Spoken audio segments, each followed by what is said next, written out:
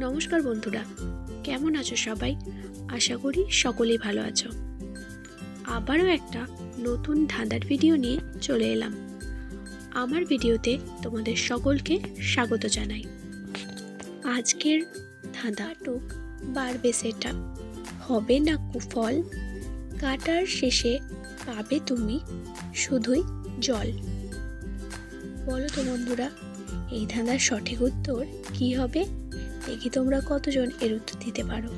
উত্তর দেওয়ার জন্য তোমাদের সময় শুরু হচ্ছে এখন।